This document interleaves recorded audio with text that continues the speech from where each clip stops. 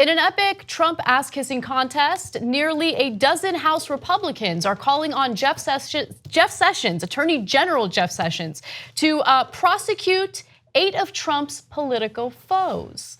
So this is pathetic, and there should never be an attempt to go after anyone's political enemies with prosecution, but that's what's happening.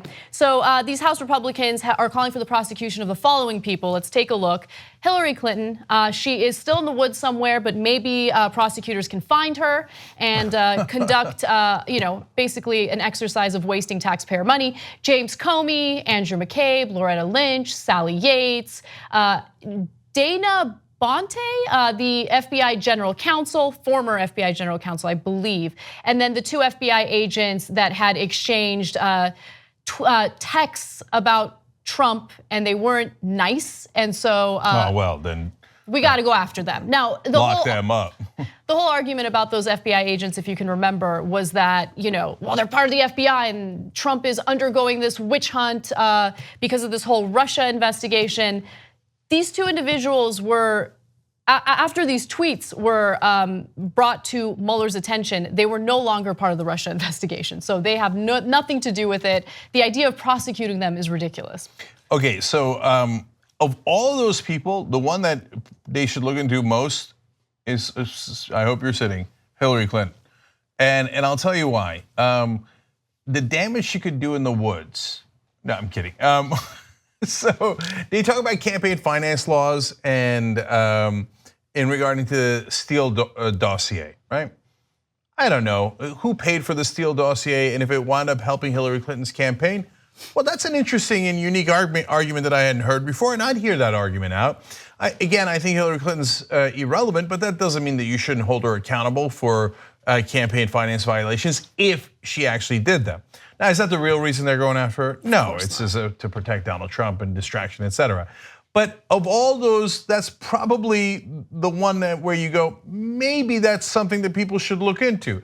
The rest of them, almost all nonsense. I mean, Jimmy Kimmel has a segment called Mean Tweets on his late night show.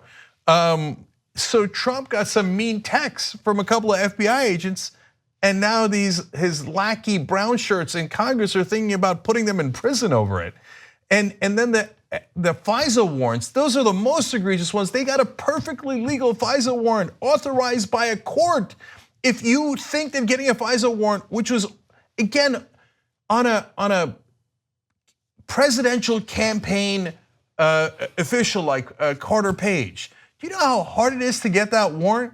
That means they had to have excellent evidence that they presented to that court. To lock those people up who followed the law, that basically would just say, okay, now we're not a democracy anymore. There's a dictator in charge, and he arrests anyone who's ever disagreed with him or looked into him, and to try to make sure that he abides by the rule of law. They hate the rule of law. Every one of these Republicans who push for this, they don't like our former government. They really, really don't. They seem to have some level of affection for dictatorial figures, because if this is the kind of thing that you're pushing for, and it's based on completely baseless accusations against these individuals, then you're setting a very dangerous precedent moving forward. I don't want anyone, regardless of who's sitting in office, whether it's a Democrat or Republican, to go after their political foes or their opponents with threats of prosecution. That is, again, a dangerous precedent to set, and also a huge waste of our resources.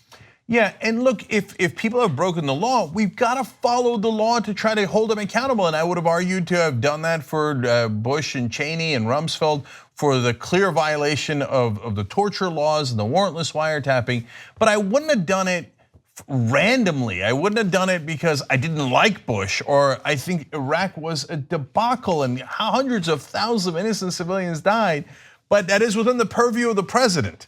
So you've got to look at the actual facts, and you've got to actually care about the law, but they don't. Their instinct is just let's lock up whoever our enemies are. I mean, if this was 1930s Germany, these guys would have been the first ones to jump out and go, yes, yes, when do we lock them up? When do we round them all up and make sure that they can never oppose us again? Because when you let authoritarian people like this into a democracy, and if they stay long enough and that virus builds and builds and builds, they eventually make sure that's the last election you really have. We've seen it happen in history over and over again, and that's the instincts of these guys. And by the way, I'm going to name them because they should be named. Yes, we have a graphic. Let's go to 18. Ron DeSantis, Republican of Florida. These are all people you should be absolutely ashamed of if you live in their district and should immediately vote out. Andy Biggs of Arizona, Dave Brown of Virginia, Jeff Duncan, Matt Gaetz of Florida, who's always on TV. He's the biggest brown shirt there is. Paul Gosar of Arizona, Andy Harris, Jody Heiss, Todd Rokita, Claudia Tenney, and of course that absolute fool, Ted Yoho in Florida, who always embarrasses himself. It's not surprising that he's among the first to find that brown shirt in his closet. What you just watched was one of the videos that we do today, but we actually do a whole 2-hour show every single day. It's a podcast. You can watch it in video or listen to it as audio. You can download it, you can stream it, and you get it completely ad-free if you could become a member of the Young Turks. TYTnetwork.com/join.